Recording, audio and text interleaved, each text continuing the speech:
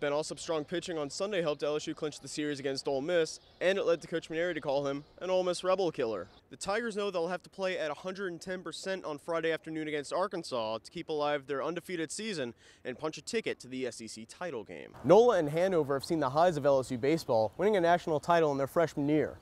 But the last 2 years have not been as kind to LSU baseball, including last season when the Tigers missed the postseason tournament. But NOLA and Hanover say their one goal for this season is to bring a national title back here to Alex Box Stadium.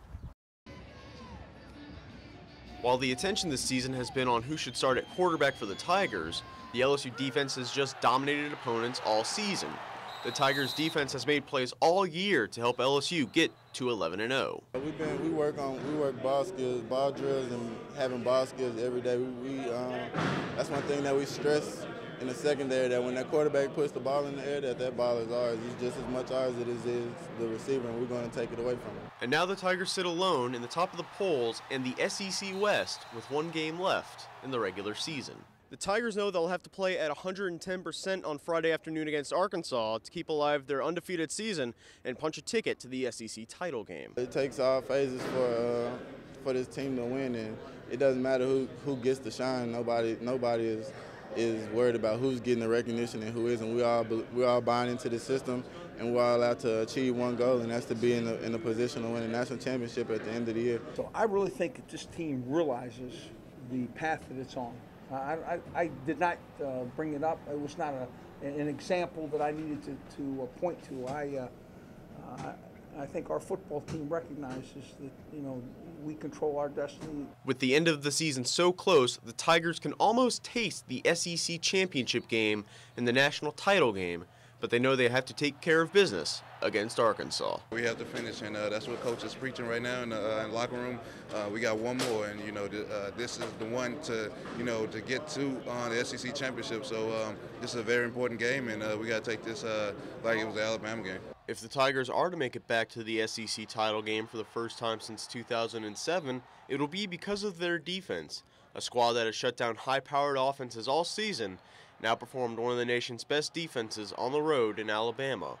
Who's at quarterback will fade into the background of fans' minds like it has all season. In Oxford, Jeff Rhodes, Tiger TV. While most teams on campus rely on players from all over the country, the men's tennis team relies on players from all over the world.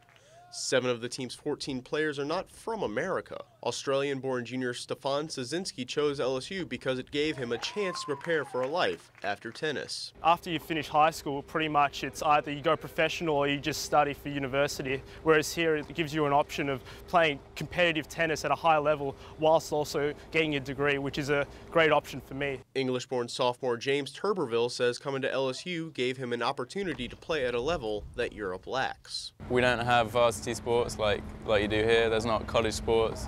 It's a much smaller scale. The standard isn't really very good. But how does Coach Jeff Brown get all these international players to LSU?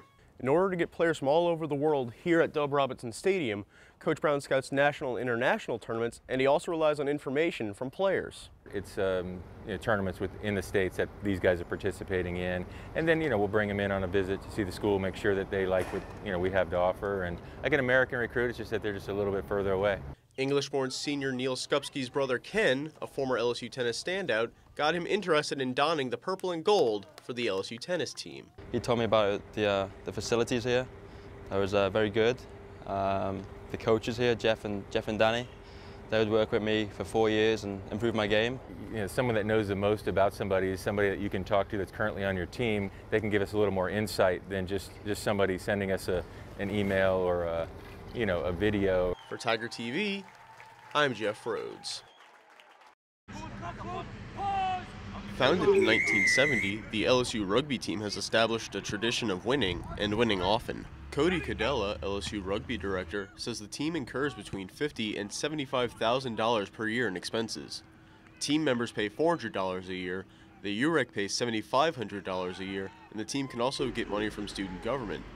They also rely on those who came before them to help them keep playing. Making sure that we have a very active alumni base who's really doing a lot to contribute to the program, to make sure that we're able to afford everything that we need to do to be a great team. Wing Jeff Lavasser believes that leading by example will help keep the team's winning tradition alive. A lot of people are going to be graduating this year, so we're trying to reinstate everything we do into the younger kids. So this year's a big stepping and a growing year. Team members must keep a 2.5 GPA to continue playing and have to remember that school comes first. Our coaching staff's always preaching that we're students first.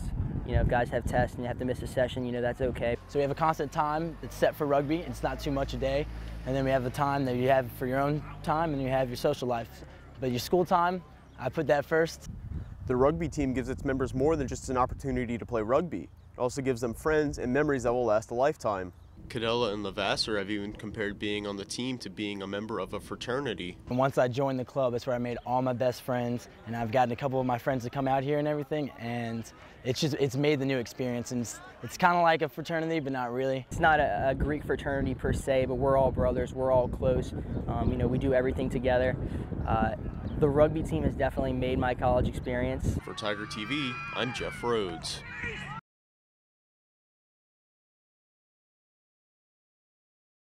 The NFL lockout is expected to officially end early this week.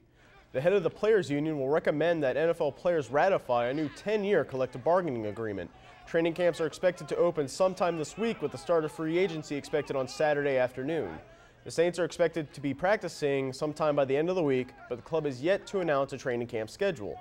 That should come when the lockout is officially lifted this week. Randall Mackey is a legend in Bastrop, Louisiana, thanks to Hurricane Katrina. When the storm hit Plaquemines Parish, Mackey relocated to Bastrop. 3 state titles later, Mackey's ready to claim a job as a starting quarterback in the Southeastern Conference. Here's Ed Daniels with more from Hoover, Alabama. Ole Miss doesn't play Tulane this season, but the Rebels host LSU in Oxford on Saturday, November 19th. LSU senior Jordan Jefferson was pretty accessible in his interviews at SEC Media Days.